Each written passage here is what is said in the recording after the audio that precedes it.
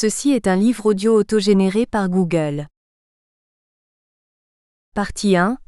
MUSICALISATION de la révolte et action publique. Chapitre 1. Rébellion et pratiques musicales émergentes. Jean-Marie Séca. Université de Versailles Saint-Quentin en Yvelines. LAREQUOI. Musique et politique supportent plusieurs définitions et parfois des investissements intellectuels et idéologiques contrastés, quoique très impliqués, dans la critique comme dans la louange. Elles engendrent, néanmoins toutes les deux, une attitude ambivalente de fascination-répulsion.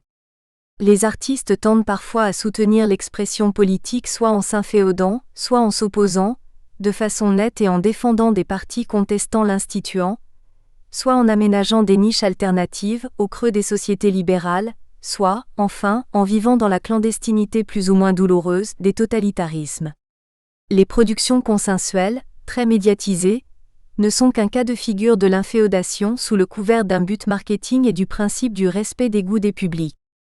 Le génie, l'entrepreneur et le guerriero, type idéaux de l'artiste subversif. Qu'est-ce qui pousserait un groupe ou un musicien à transgresser l'ordre de l'art pour l'art, en prenant ouvertement la subversion ou au contraire, en faisant don de sa créativité en soutenant un gouvernant ou une doctrine en vogue? Quelle cause mériterait qu'il puisse aller à l'encontre de son intérêt, gagner sa vie grâce à sa pratique et ne pas trop déplaire à ceux qui peuvent le payer ou le soutenir, mécènes, public, administration, industrie de la culture? Dans une première version de réponse, l'artiste peut être perçu comme un possédé, un fou ou un génie et il n'a cure de ceux qui le sponsorisent, le veulent, sauf si on l'observe, tentant pragmatiquement de s'adapter par exemple aux époques périlleuses des aristocraties de la Renaissance ou s'il est casté, comme dans certaines régions d'Afrique, Tamari 1997 ou d'Inde. Il demeure cependant expert de son domaine, et écrit ou compose sous la dictée des muses. Son art est sa signature. Cette option, dite du don, est à tort déconsidérée par une certaine sociologie de la culture et des mondes de l'art, Baker 1988, Chiapello 1998. On voudrait alors que les œuvres soient avant tout les produits d'une série de coopérations entre membres d'organisations interconnectées, l'artiste contemporain étant celui qui a compris et intégré cette complexité systémique. Dans un second schéma, il endosse l'habit neuf de l'entrepreneur. On le distingue créatif, capable d'innover et conscient de la stratégie correcte pour être diffusé. Il coopère, en groupe et avec divers acteurs collectifs et individuels des mondes de la production et de la distribution, pour faire circuler ses contenus. Il peut utiliser indifféremment la subversion, comme moyen de vente, comme mode impliqué d'expression, ou des formes plus légères et distractives. Ce type préfigure, dès les années 1950 à 1960, les grands traits du nouvel esprit du capitalisme Boltanski et Chiapello, 1999, la suprématie des réseaux, de l'âge de l'accès, Rifkin 2005, la prépondérance de la créativité sur L', administratif, la centralité quotidienne de la prise de risque, la dépréciation du contrat de travail classique et la transformation de la firme en structure déconcentrée mais centralisée informatiquement, CNET 2000. La dévalorisation des classes d'âge jeunes Galland, 1991, Izou, 1967, du travail par projet, en groupe, et la multiplication des formes de la précarité comme mode de vie, accompagnent finalement une généralisation de la professionnalité artiste, sa banalisation économique et sa paupérisation, Menger 2002. Dans une troisième variante, assez régulièrement prisée, il se vit avant tout en opposant en guerriero, en combattant de l'absolu, dans une posture romantique, donquichotesque, existentialiste ou de type Malraux dans la condition humaine. Son don et son esthétique semblent secondaires. Tant mieux s'il en possède. Ce qui compte c'est son geste, sa bravade et finalement, on l'aime pour cette sorte-là d'entièreté respirant la non-concession et la bataille. Le son sale, brouillé, indistinct, pétri d'émotions et de cris n'est-il pas la preuve de sa pure poésie? Évidemment, vu l'ambiguïté de ces types idéaux, génie, entrepreneur, guerriero, il est rare de les voir incarnés en individualités distinctes et concrètes.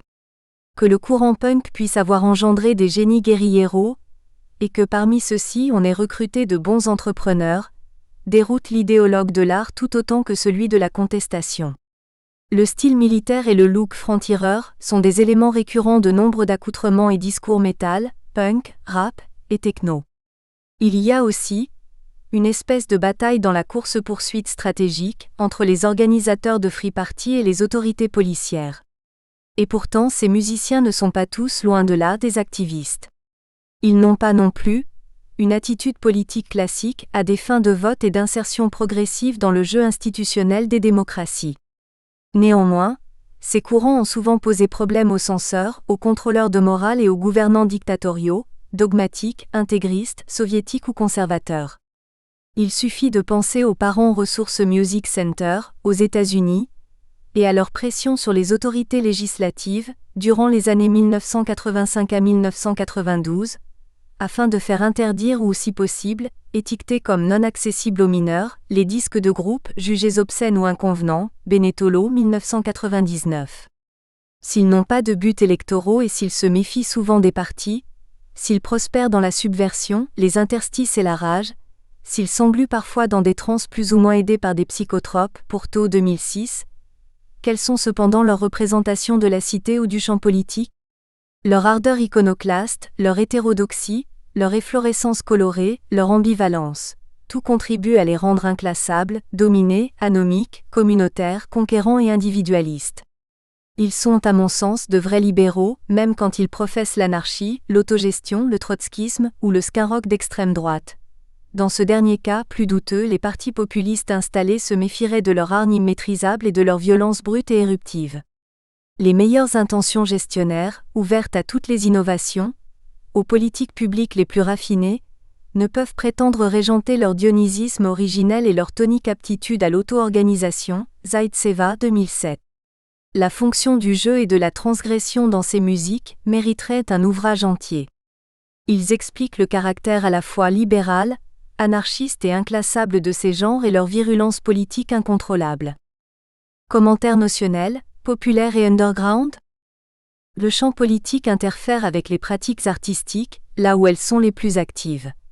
L'effet sur l'auditoire, la communication persuasive, l'expression du charisme, l'esthétisation du rapport à la foule, l'orientation et la construction des représentations, l'éducation des publics, la médiatisation, l'influence minoritaire, les revendications non satisfaites, le rôle de l'État dans le soutien aux créateurs et aux organisations culturelles, de la distraction et du spectacle au sens large du terme. On tentera simplement de poser quelques jalons, tout en organisant les catégories surgissant de ces pratiques sociales courantes. Le terme politique ne renvoie pas dans cette contribution qu'à la vie institutionnelle et administrative, élections, structuration et action des parlements, des partis, des gouvernements locaux ou nationaux, constitutions et formes internationales, organisationnelles de légitimation. Pourtant, les textes de la première partie de ce livre interrogent l'institutionnalisation de ces courants underground et donc, le rapport à l'État, aux politiques de la culture et aux modes de financement des professions artistiques. Il y a donc un lien plus ou moins explicité entre les formes analysées, ici, les décisions prises dans les assemblées locales, les municipalités, les régions, les ministères, certaines associations financées sur des fonds publics et l'histoire même de l'institution, lien entre conservatoire et mairie, perception de la légitimité esthétique. Par ailleurs, le mode artiste de la contestation n'est-il pas aussi une manière de gérer de la valeur ajoutée, contribuant à l'évolution du capitalisme lui-même ? Ces trois mondes, pouvoir public, musiciens, marché et entreprise, jadis en opposition romantique et indignée, communiquent bien plus qu'on ne le pense. La notion de musique populaire, qui plus est, underground, mérite aussi un relatif approfondissement. De quelle musique parle-t-on ici ? Guibert, dans le chapitre 3, rappelle la genèse de la terminologie. En France, on qualifie ce domaine touffu, foisonnant, hétérogène, vivant, jazz, rock'n'roll, punk, techno, rap, metal, world music, par une expression très générale et au pluriel, musique actuelle. Je ne me lancerai pas dans l'analyse comparée des catégorisations qui amènerait le lecteur à se perdre dans des querelles scolastiques. Dans ce livre, Musique populaire fait référence au courant d'études anglo-saxons, de Richard Hogarth à Simon Fries et à Dick Ebdige et à tout le domaine des cultural studies, précurseurs dans les sciences sociales consacrés à ces objets. Ce groupe lexical correspond à des pratiques et styles émergents, empruntant deux circuits essentiels, les médias, technologies du son incluses, et les foules.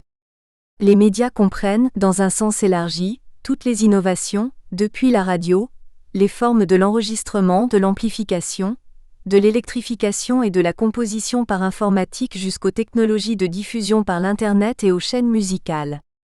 Les foules forment le chaînon archaïque et permanent de ces réfractions techno-industrielles. Elles réactivent la nature fusionnelle et émergente, minoritaire de ces activités et formes. Canetti 1966, Moscovici 1981. Les musiques populaires underground sont dans un troisième temps, descriptibles par le seul biais des tendances amateurs, CK 1987. Le vouloir vivre comme minorité y est une préoccupation de base et une espèce de seconde nature quasi politique. Cette tendance aiguillonnerait le phénomène croissant de la musicalisation de la révolte dans les sociétés postmodernes. Les masses subiraient alors une atomisation, une groupusculisation et une parcellarisation des points de vue, dispersant les mouvements sociaux vers l'esthétisation. De plus, les actes de production rock, rap, techno illustrent un moment crucial, celui du retournement des fans plus ou moins idolâtres, des participants d'un concert ou des collectionneurs de disques vers un désir de transformer leur soi et leur état mental. Cela implique inévitablement la confection d'un autre habit, soit strictement imitatif, clone, sosie, Star Academy, soit incomparable, underground, soit encore aménagé, en fonction du contexte idéologique, politique et économique. Cette position d'inversion-conversion face aux meneurs artistiques des foules est un phénomène essentiel. Elle rend saillantes les tendances révoltées, soumises dans nos sociétés et lors de la naissance et de la diffusion des cultures populaires. Le fondement de ce renversement est un brouillage des pistes, une espèce de suspension des moments du consentement, d'obéissance, de conformisme, d'acceptation des normes. Il scénarise donc le devenir actif et l'enthousiasme décrit par divers observateurs des pratiques amateurs de musique populaire, leur utopie concrète, Tassin 2004. Bien entendu, la réflexion sur les relations entre les deux champs d'observation de ce livre ne se résume pas à ce seul questionnement. Finalement, la musique, au même titre que l'action politique, est aussi descriptible comme un système d'emprise socio-psychique. Sur le plan de leur appréhension, ces deux ensembles sont caractérisés par des institutions, des savoirs formalisés, des acteurs professionnalisés, minoritaires, majoritaires, de nouveaux entrants, un panthéon d'anciens, des groupements de prétendants au titre et à l'élection, des formes d'action directe ou à distance sur les masses. On peut reprendre pour encadrer ces deux ensembles, la formalisation classique du schéma de communication formulé par les spécialistes de la persuasion, Bromberg 1990, Gerstley 1993, qui dit quoi, à qui, comment et par quel canal. La théorie des représentations sociales, RS, articule les relations entre sources, médias, messages, récepteurs et systèmes de rituels, styles musicaux. En lien avec la vision du monde d'une génération, Mannheim, 1990, les RS structurent le répertoire d'action de ces groupes concrets et actualisent l'esprit du temps. Les sources de l'action musicale.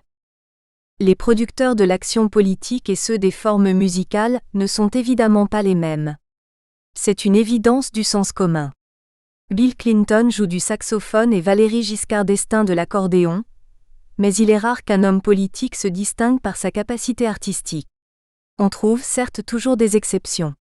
Mais globalement, les politiciens ne sont pas faits pour ça. Par contre, il existe de nombreux artistes rock, rap, folk et j'en passe qui ont un effet d'influence sur les représentations du champ politique. La différence est la même que celle existant entre un grand écrivain qui a une perspective intuitive et naturaliste sur le monde, et un sociologue réduit à n'utiliser que des méthodes et des modèles abstraits pour décrire un objet social. Comment désigner l'équivalent d'un Proust ou d'un Balzac dans les sciences de la société ? Toute proportion étant gardée, et même si certains rockers font parfois référence à la liturgie fasciste ou nazie, pour définir une métaphore très troublante de leur mode d'influence, il semble impossible, aux hommes politiques ou aux scientifiques, de parvenir à l'impact des arts. Certains politiciens ont un fort charisme mais cette différence est en elle-même assez ahurissante. Le métier politique accapare et happe la fantaisie. Le sérieux de son implication dévie une grande partie de la substance créative, éventuellement présente chez le militant ou le professionnel, vers des activités éthiquement et techniquement structurées par l'intersubjectivité délibérative ou stratégique. Par contre, la légèreté et l'ambivalence sont vraiment de mise dans les arts musicaux les plus rebelles comme les plus savants. Leur polyvalence, tant distractive qu'éducationnelle, et leur aptitude à favoriser plusieurs identifications et projections dans des espaces culturels, parfois très hétérogènes, conduisent ceux qui les façonnent et les propagent à établir un large spectre d'action. Les musiques ont constitutivement un territoire symbolique étendu d'influence. Les pratiques politiques sont sur ce plan plus restreintes. De plus, elles visent le pouvoir afin d'appliquer leur emprise et leur sceau sur les arts. Les musiciens underground au contraire cherchent tout, provocation, honneur de la foule, plaisir esthétique, idée, sauf l'assignation à une place fixe. Les auteurs de l'acte de musique sont cependant des formes floues et difficiles à saisir. Sont-ils, à la fois ou successivement les créateurs, les musiciens, les groupes, les communautés et traditions de référence, les formateurs, les associations professionnelles, les maisons de production, les diffuseurs, les directeurs artistiques, les distributeurs, les tourneurs, les programmateurs, les journalistes spécialisés, les médias de masse, les espaces de transmission sur l'Internet, les consommateurs actifs, les faiseurs d'opinion, les critiques, les idéologues et les sociologues, fabricant des apostrophes. Historicité, influençant aussi la formation des RS dans l'élaboration des politiques publiques. On n'oubliera pas les institutions étatiques, locales, nationales, représentatives, législatives, agissant sur les censures, les associations de défense de la famille, les groupes de pression plus ou moins liés aux confessions religieuses ou à des forces mafieuses. Les mondes de l'art musical ne sont pas que des organisations directement liées à la production, diffusion. Leurs réseaux de connexion sont vastes et finissent par être définis comme des systèmes de représentation et de pratique. Les récepteurs plus ou moins actifs. Les publics des musiques sont à première vue les mêmes que ceux des professions politiques et des partis. Sur ce plan, l'action artistique rejoint partiellement celle des élus et des militants. Comment ces deux domaines de conduite et leur contenu peuvent-ils être différenciés ? Le rapport à la censure et à la transgression définit le premier degré, juridique, symbolique et politique, pris en compte. La censure et la répression confèrent toujours sans le vouloir une popularité et une aura à ceux qu'elles frappent. L'interpellation des auditeurs de ces styles, le peuple, les citoyens, les jeunes mineurs, les gens des cités, les étudiants, les pauvres, est toujours faite sur des questions d'interdiction et d'autorisation, au sens fort et élargi de ces termes, par rapport à des vérités cachées ou éludées. On se trouve alors ferré dans des situations de galvanisation des masses, de lutte, de propagande et de contre-propagande. Ce niveau d'action est celui de l'identification des publics aux porte-paroles et à la revendication esthétisée. Le second degré d'analyse est celui de l'espace marketing de la diffusion des contenus, de la définition des cibles des industries culturelles et distractives. Le législateur peut aussi peser sur la définition des produits, obscénités, insultes et injures racistes, censure, classement des contenus, ou sur leurs conditions de diffusion, loi sur le bruit, la sécurité, les drogues. L'obsession du rapprochement avec un goût moyen ou ciblé des publics est souvent critiquée, suite à une tradition marxisante, Lefebvre 1968, Philosophie critique, Baudrillard 1970 et à une vision situationniste de la consommation, Debord 1992, Marcus 1998. Rappelons, sans sombrer dans l'illusion d'une autonomie de l'espace économique par rapport aux politiques, que la consolidation de culture de la consommation renforce progressivement une laïcité naturelle des sociétés et organise paradoxalement une pacification des foules, par la valorisation de la quotidienneté et d'une diffusion de culture festive. Le rock et ses succédanés sont d'abord des formes de distraction, Fries 1981. C'est cet aspect fun qui trouble les intégrismes ou les dictatures, CK 1988, pp 10-17. Le troisième plan d'appréhension des publics renvoie à une logique de construction d'une relation entre individualités actives. Les militants de l'action publique, les organisations de soutien aux cultures divergentes, confèrent chapitres 3 et 4, plurielles, métissées, différentes, argumentent souvent autour de cette préoccupation de type quasiment éducative. Le modèle qui ressort de ces mouvements est alors celui de maintien de la diversité culturelle, des appartenances confessionnelles, stylistiques, spirituelles, des créativités en actes, des propagations de philosophies alternatives, auto-organisées, de mode de pensée minoritaire si possible, entreprenante et potentiellement anomique, c'est-à-dire précisément hors des sentiers battus, parce que rebelle. Le message et ses représentations. La construction du message tire sa force de la dimension réellement métaphysique et privée de son puisement, au tréfonds des soucis individuels qui demeurent socialement structurés, connectés mais qui inversement, alimentent l'essentiel de l'innovation, CK 2001, pp 172-1175. On l'a vu précédemment, toute une sociologie structuraliste ignore cette dimension mystique. On peut repérer l'influence des systèmes, monde de l'art sur la production, c'est-à-dire en reconnaître la dimension essentiellement collective et complexe, sans nier pour autant les ressources mentales et affectives qui constituent les fondements de l'invention. Un modèle d'analyse des messages musicaux a été déjà proposé, CK 2001, pp 49 à 56. Il renvoie à 3 types de représentations liées, tant à la création qu'à la diffusion. Le premier inclut les musiques, contre-propagandistes, façonnées à partir d'un but d'hypnose des masses, l'action fluidique sur les esprits, corps. Dans ce système de communication, règne la lumière crue des contrastes saisissants et des stéréotypes, dans une visée de combat idéologique, Moscovici 1976, pp 403 à 493. La propagande implique des altérations, des biais, des transformations parfois intentionnelles de la réalité. Son essence est de raviver des émotions, de catapulter dans un état où l'on ne se reconnaît plus. On ne peut ignorer cette dimension car elle évoque la manipulation, comme la contestation, la chanson politique, ses procédés et ce que l'on peut qualifier de nature sensationnelle des styles rock, techno, rap ou métal.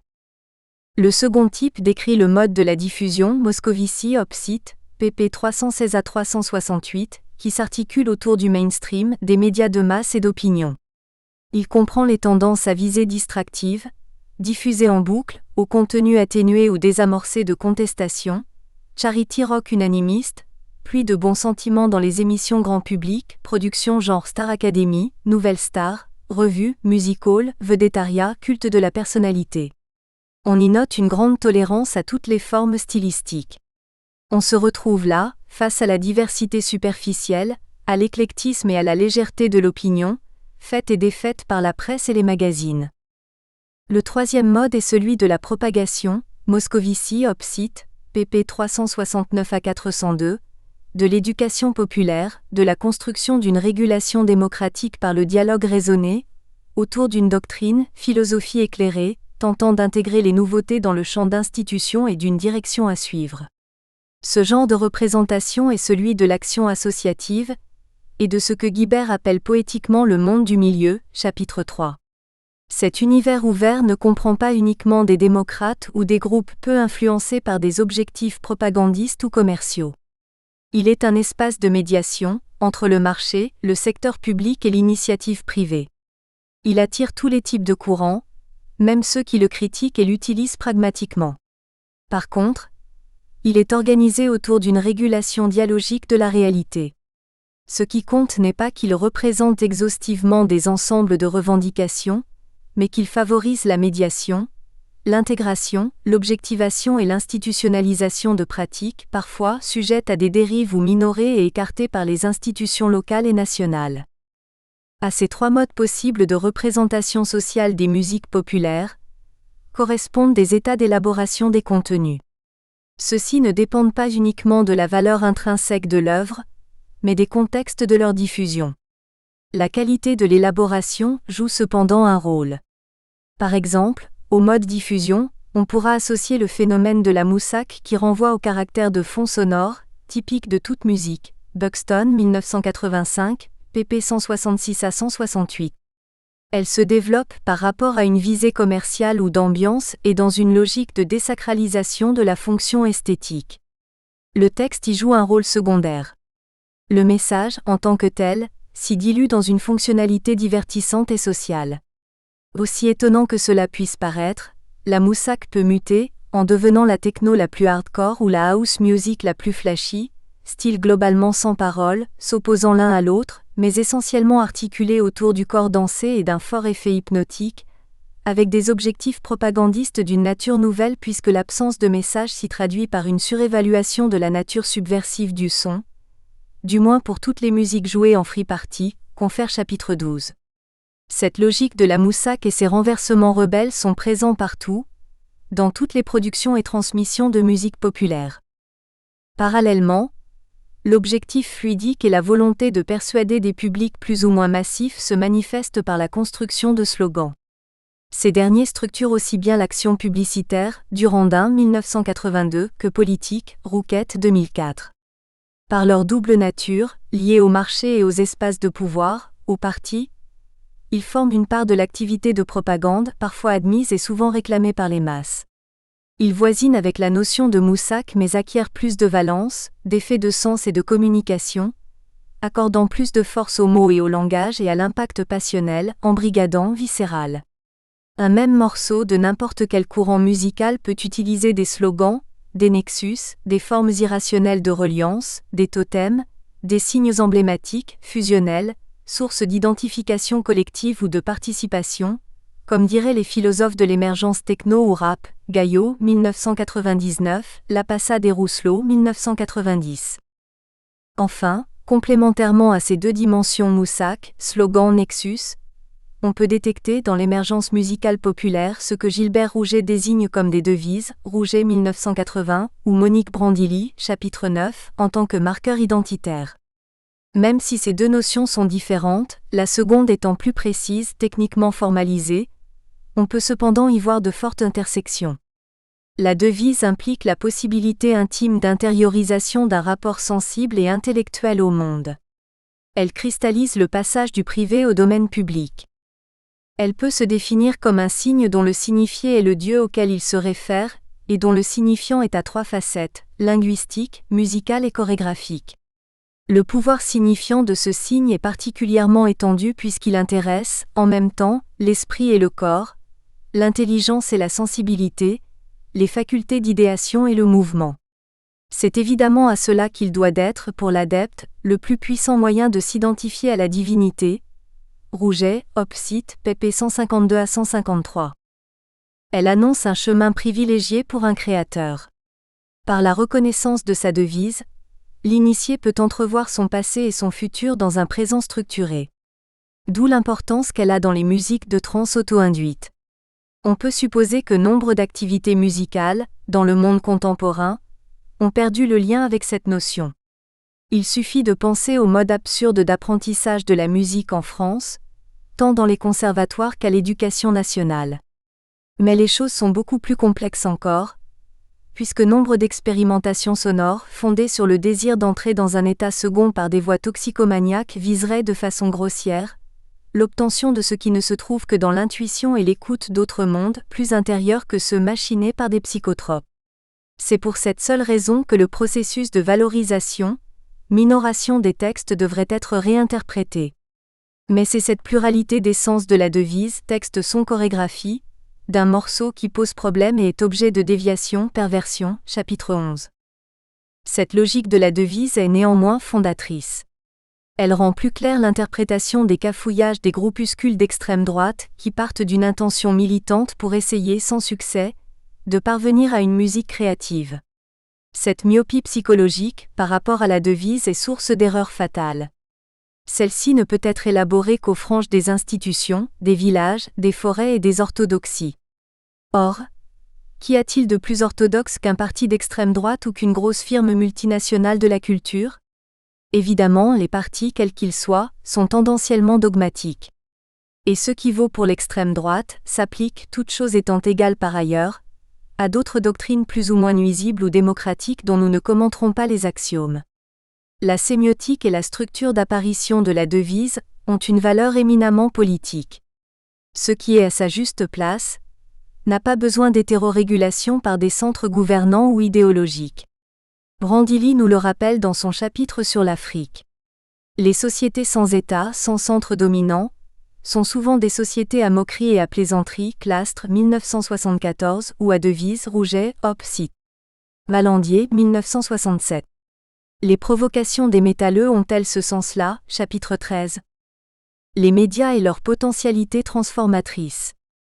Leur prise en considération implique, dans un premier temps, Une définition des styles musicaux underground en fonction de contextes technologiques et de production-communication spécifiques.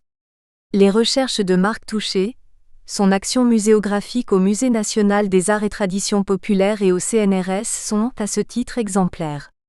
L'attention portée à la culture du son, aux sophistications, engendrées par les nouvelles technologies de l'amplification, de l'enregistrement, de la diffusion, à l'évolution du disque, de la numérisation, du travail sur la texture enregistrée, aux modes de diffusion à distance des cultures musicales, aux différenciations entre les esthétiques de concert et celles plus standardisées, pour la vente ou l'écoute, l'usage stylisé du lo-fi, Impact des philosophies bruitistes, Castanet, 1999, circonscrivent l'univers des médias, au sens élargi du terme, comme contribuant directement à la structuration de ces genres. Dans un second temps, la fonction de médiatisation est la même que pour la circulation d'autres contenus. Les médias sont alors des espaces d'affichage publicitaire et des moyens de diffusion, filtration de la diversité. Avec l'Internet, on assiste à l'essor de distributions parfois gratuites et illégales, souvent très diversifiées, de musique. Le piratage, tant décrié, favorise une autre conception radicale et dérangeante du rapport à l'œuvre. En effet, les musiciens amateurs sont systématiquement marginalisés. Leur multiplication et leur désir de reconnaissance les assignent à un statut de double emploi, de paupérisation ou d'assistance sociale. Leur attente éventuelle, vis-à-vis des industries dominantes qui défendent démagogiquement les droits d'auteur contre la copie sauvage, n'est qu'illusion sur le gros lot, obtenu lors du fascinant jeu de la roulette russe du show business. La revalorisation de la musique de scène, en concert, est la seule réponse alternative à la volonté de mise aux normes, par l'idéologie du droit d'auteur et de la vedette, érigée par les fabricants des cultures, au nom d'une philosophie du droit individualiste, cachant la forêt des enjeux financiers. Le désordre créé par l'Internet est salutaire. Par exemple, la toile permet de reproduire la matrice des jeux en réseau pour la confection de sons. Or des sites et des musiciens, bricoleurs et producteurs favoriseraient, en plus de la diffusion de morceaux, la distribution de logiciels pour composer soi-même sa musique et la multiplication des zones hétérogènes de production, Jouvenet 2006, pp 126 à 139. L'idée subversive, s'il y en a, est celle de propager, le plus possible, les techniques et les procédés de composition chez soi, home studio plus ou moins reliés à l'Internet, et de favoriser aussi une plus grande multiplicité de l'accès au contenu, en détruisant à terme le vieil outil industriel du vedettariat. À la fin de ce processus, les grandes majors actuelles auront totalement disparu ou se seront peut-être reconverties. Les institutions et les politiques publiques éducatives. La force de ces courants émergents est surtout dans l'alternative pédagogique qu'ils proposent, sans vraiment le vouloir. Certains psychologues s'intéressent à juste titre au savoir issu des pratiques de groupe rock et des sound systems techno, Boudinet 1996, Godban 2006. D'autres spécialistes tentent d'intervenir sans grand succès sur les méthodes d'enseignement des musiques, Aignon 1988. Les politiques publiques françaises sont schizophréniques dans ce domaine. Au départ, il y a le terrible et silencieux mépris ou la dénégation classique des élites contre ce qui émane des foules. L'exemple typique est la volonté de patrimonialiser et rendre académiques les cultures musicales classiques des XVIIIe et XIXe siècles, dans les parcours rigides et distinctifs des conservatoires. L'espoir placé dans le pouvoir de gauche, à partir de 1981, a laissé penser qu'une vigoureuse démocratisation culturelle, Chambard-Delot, 1983, et une intégration subtile des courants musicaux pouvaient avoir lieu, Vettel et Duchemin 2000. Les politiques de la musique, menées depuis lors, ne sont pas quantité négligeable. Mais loin de parvenir à transformer ces vieilles structures inadaptées et obsolètes, elles ont entériné l'opposition entre le savant élitiste et le populaire, festif, en légitimant implicitement la gestion de ghettos culturels et en superposant hypocritement des couches de pratiques, désignées arbitrairement comme incompatibles. La création de la fête de la musique en est un exemple illustratif. Bien sûr, tous les styles y sont représentés, de la rue au théâtre et aux salles de concert. Une image clé de ce genre d'événement demeure cependant celle du groupe qui joue sur un trottoir ou une petite place dans une cacophonie insupportable. Le plein les oreilles, remplace les carences précédemment décrites et maintient le vieux clivage entre la distraction populaire, cinéma, variété plus ou moins rock, cirque, et la qualité artistique confortablement consommée, de l'élite, théâtre, opéra, concerts classiques, expositions, écartant du même coup les groupes sociaux peu disposés et non éduqués pour fréquenter ces derniers lieux. Le vrai problème, à mon sens, est celui de l'enfermement dans des logiques distinctives, largement décrites par Bourdieu et principalement objectivées dans des enjeux éducatifs. Dans les conservatoires français, il s'agit d'une catastrophe pédagogique qui dure. Au nom d'un unique but, former l'élite des orchestres symphoniques, on y refuse hypocritement un large accès à des pratiques et l'idée d'un apprentissage sur le tas, par l'expérience, avec une intégration progressive et fonctionnelle des concepts du solfège et de l'harmonie. La formation à la théorie musicale, jugée prioritaire, s'y déroule de façon éthérée, très désarticulée avec l'activité instrumentale, vivante et créative. Par ailleurs, il y a peu de pédagogues de théorie musicale sachant adapter les contenus et la méthode de leurs enseignements au stade de développement et d'acquisition cognitive, notamment en relation avec les schèmes d'aptitude mathématiques, formels, implicitement présents dans le décodage des structures théoriques de la musique, des âges auxquels ils sont censés s'adresser. On constate alors que les jeunes qui suivent leurs enseignements sont, tant dans les premiers cycles qu'au second et pour une part majoritaire, tendanciellement plus vieux que la minorité d'enfants ayant l'âge pour effectivement y assister. Ce qui redouble les difficultés, ces enseignants et les parents, souvent flattés que leur progéniture puisse suivre, arguent que leurs auditeurs intègrent très bien leurs cours, sans penser au fait qu'ils sont plus matures cognitivement que la minorité d'élèves qu'ils devraient effectivement former et sans imaginer les frustrations engendrées par leur inévitablement et structurellement défaillante pédagogie. Il y a évidemment toujours des exceptions, formateurs hors normes, doués, faisant fi de ces pesanteurs. Mais quelles que soient leurs intentions louables, ils sont condamnés à une situation impossible du fait de la politique de la musique qu'ils appliquent, en entérinant implicitement la représentation élitiste et élitaire des conservatoires.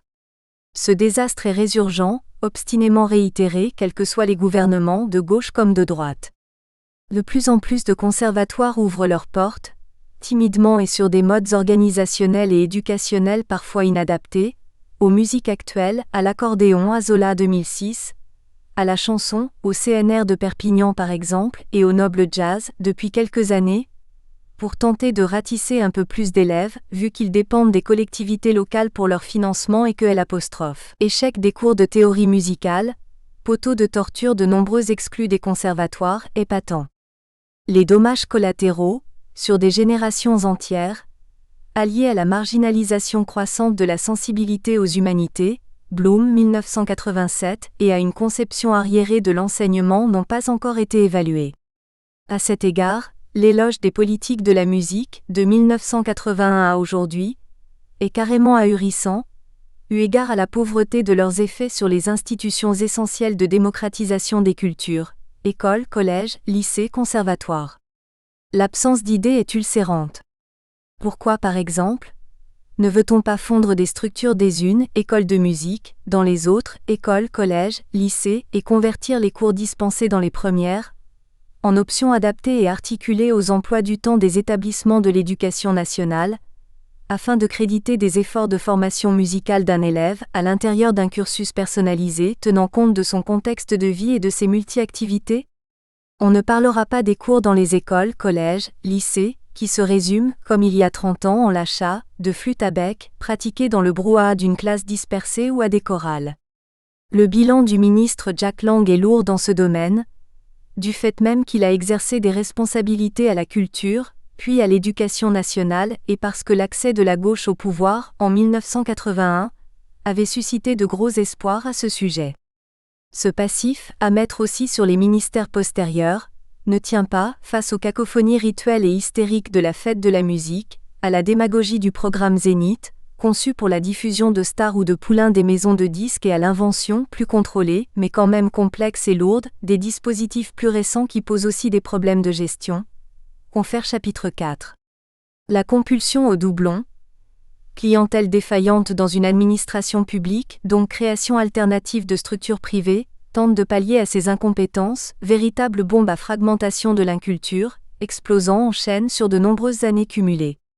Le financement des associations, né sur la base de ces politiques publiques palliatives, génère alors une technostructure propre, pesante, de permanent, dont le poste dépend de subventions, invoquant avec raison un manque de moyens et se fondant sur un discours de représentants officiels des vrais amateurs.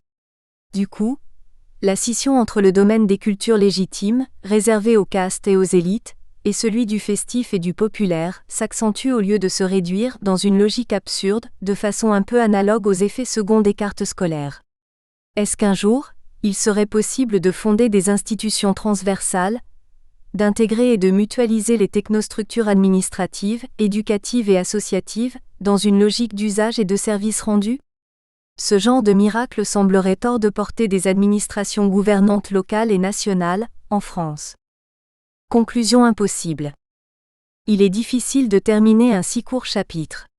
Beaucoup de thèmes sont à peine effleurés ou éludés. On ne peut en faire la liste tant elle est importante.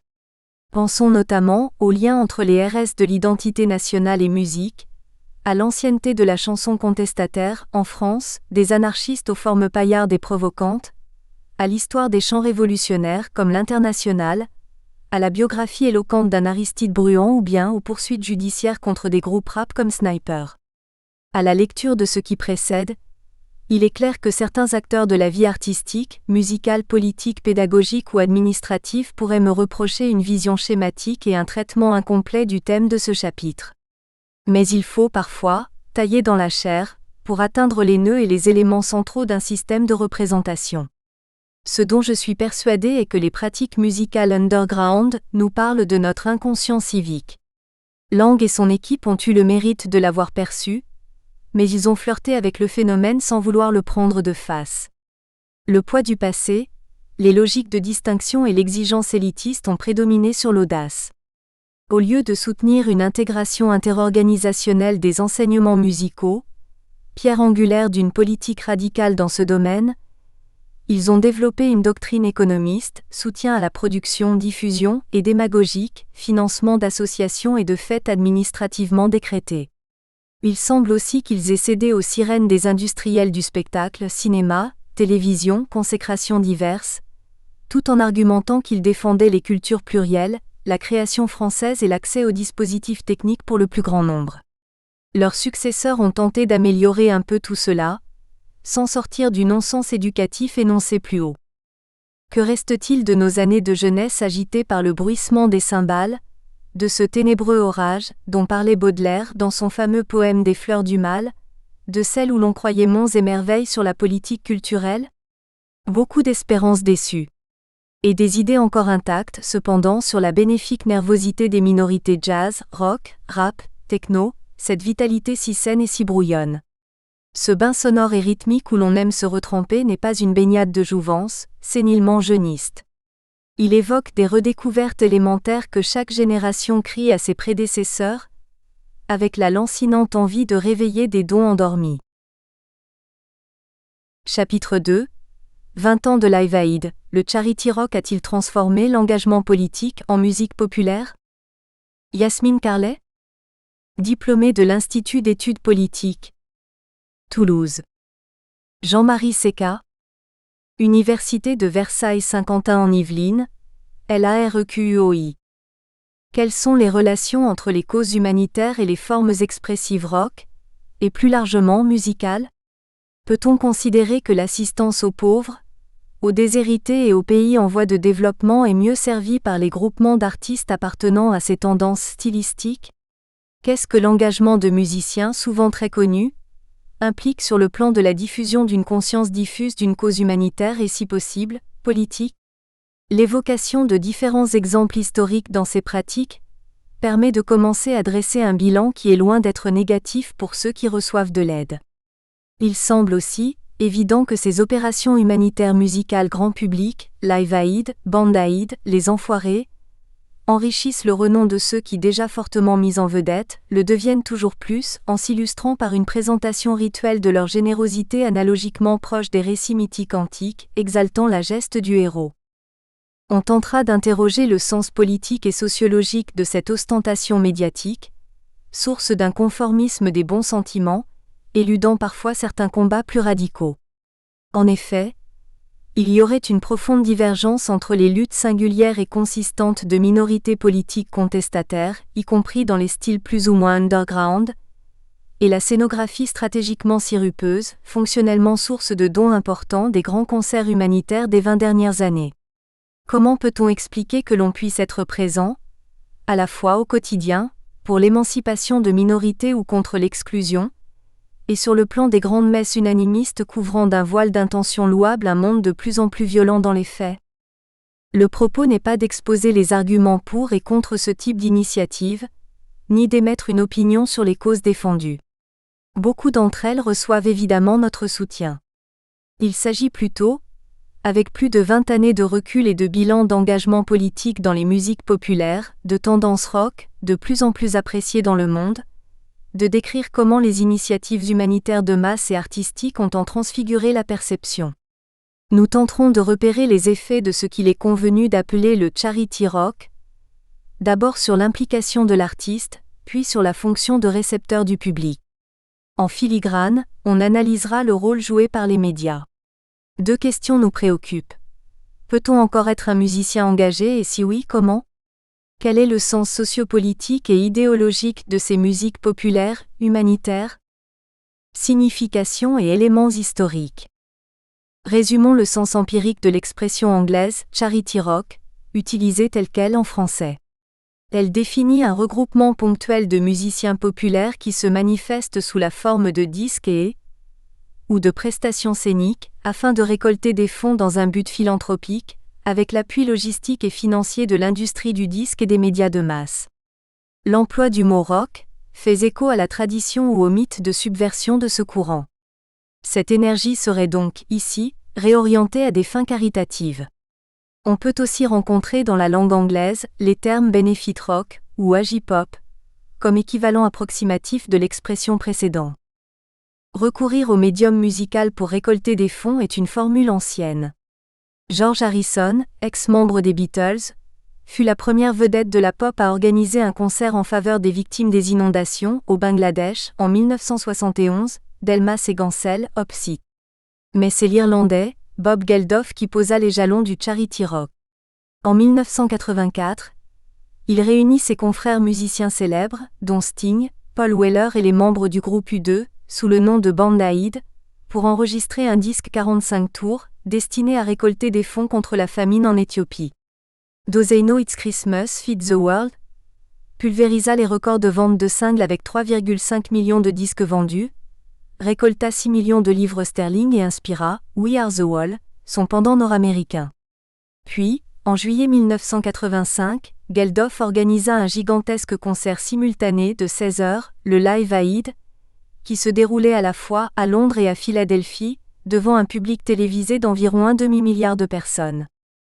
Les 2 formats, disque et Mega Event, en référence à sa diffusion planétaire, de Band Aid et Live Aid, ont alors révélé le potentiel de levier humanitaire des stars de la pop, acquis grâce à une forte accointance avec les médias de masse. Les initiatives similaires se sont ensuite multipliées, notamment en France, Chanteurs sans frontières pour l'Éthiopie 1985, Les Enfoirés initiés par Coluche en 1985 pour financer les Restos du Cœur, Pour toi Arménie, en faveur des victimes du tremblement de terre en Arménie 1989, et récemment Et puis la Terre par le collectif Asie, dans cette région frappée par les raz-de-marée en décembre 2004. Enfin, 20 ans après Band Aid, Bob Geldof reforma un groupement informel composé de représentants de la scène britannique, Robbie Williams, Dido, Chris Martin, chanteur de Coldplay et toujours Bono, pour enregistrer un CD 2 titres en faveur des victimes de la catastrophe humanitaire au Darfour, région du Soudan en proie à la guerre civile. Une validation politique du Star System. L'humanitaire renvoie, inévitablement, à des enjeux de pouvoir sur le plan intérieur et international. Le charity rock apparaît comme une validation politique déroutante de postulats capitalistes et marketing adoptés par les majors de l'industrie du disque. En effet, l'émergence de la pop star est à partir des années 1970, après le succès et le reflux des formes contestataires d'Elmas et Gansel, Opsy. Buxton 1985, une réponse à la crise qui secoue le secteur. Le star system est consubstantiel aux musiques populaires, comme l'est la commercialisation de la révolte. L'usage financier et musical de la vedette commence avec la naissance du rock ou du jazz. Certains analystes tentent de repérer chronologiquement l'accélération de l'impact de la pop star à grande échelle, en se référant au succès de Thriller de Michael Jackson. Dans les années 1970, la vedette rock aurait été bien moins reproduite et diffusée par l'industrie du disque. Son explosion aurait donc résulté d'une prouesse de la distribution internationale, s'accentuant durant les années 1980, Guibert 1998. Miser sur quelques têtes d'affiche correspond à une logique de réduction des coûts et de maximisation des profits, caractéristique de l'ère du rock.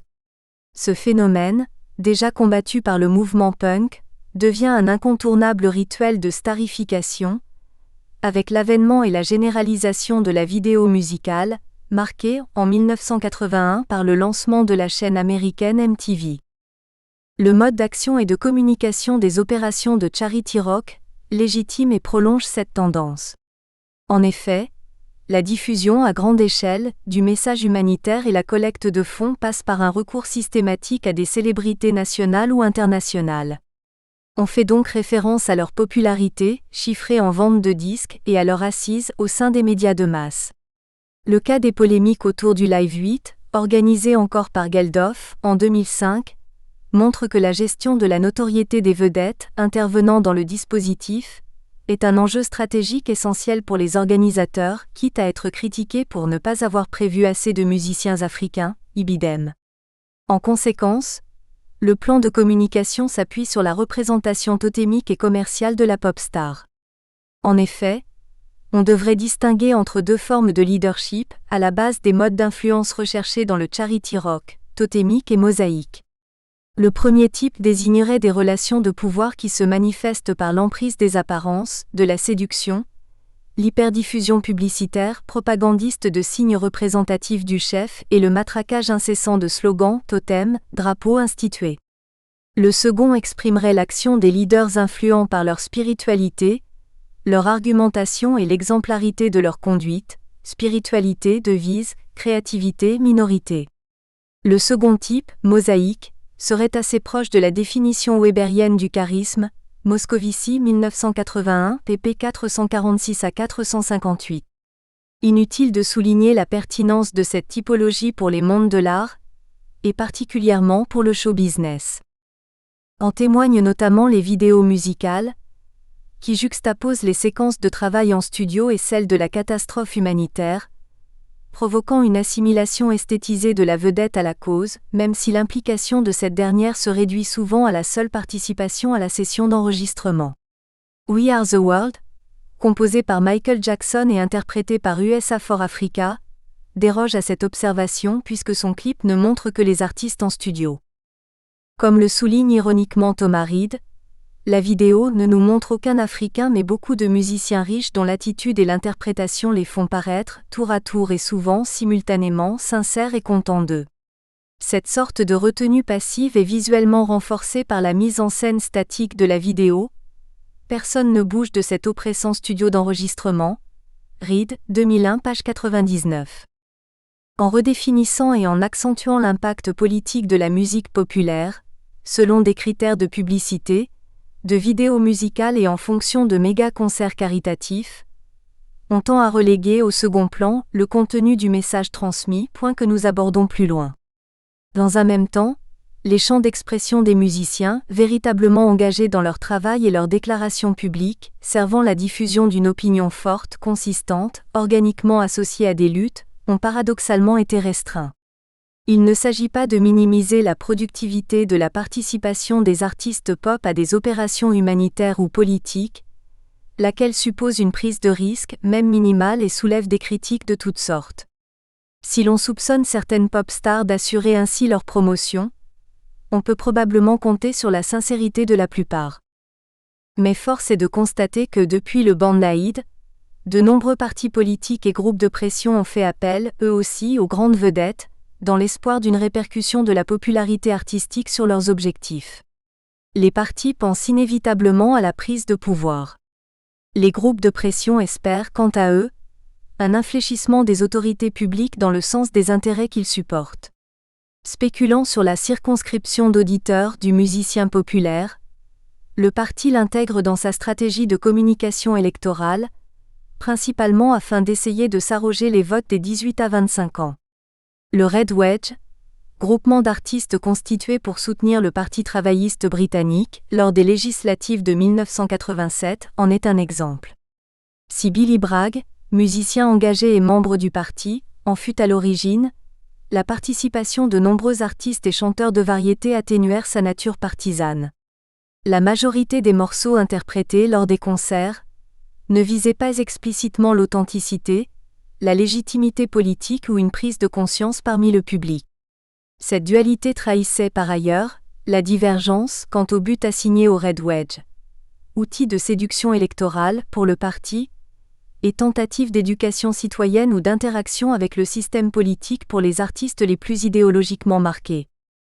Certains groupes de pression ont créé, eux aussi, des alliances avec des musiciens populaires célèbres. Un exemple connu est le concert donné, en 1988, au stade de Wembley, à Londres, pour les 70 ans de Nelson Mandela, dont la formule était calquée sur celle du méga-event afin de diffuser un message plus ouvertement politique. Il servit de formidable relais aux campagnes anti-apartheid, menées par les organisations locales. Or, à la différence du parti, le groupe de pression ne dispose pas d'un accès privilégié aux plateformes d'expression publique et pas toujours de leader charismatique. Sa force repose sur le nombre et l'activisme de ses membres. Il apparaît donc plus dépendant des musiciens populaires, sur le plan médiatique, mais aussi pour l'aptitude de leur musique à générer un sens et à structurer une identité dans le public. De ce fait, il privilégie le concert en tant que terrain de médiation, et s'attache plus que le parti au contenu des chansons. Ce balancement de la pureté expressive, logique de l'authenticité musicale à la séduction consensuelle des masses, propagande, stéréotype, semble néanmoins consubstantiel à l'engagement des musiciens rock, voire encadré page suivante. Consécration de l'auditeur-consommateur et spirale du silence. Si rien ne peut garantir qu'un auditeur entame à l'écoute d'un morceau de musique, une réflexion politique, l'artiste engagé cherche néanmoins à générer au sein du public une conscience commune, propice au changement.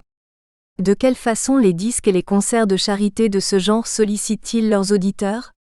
Dans des études sur la représentation de la pauvreté, les réactions comme l'atermoiement, l'apitoiement, la déploration figurent au premier rang des sentiments évoqués face à la détresse et à l'exclusion, CK 2003b.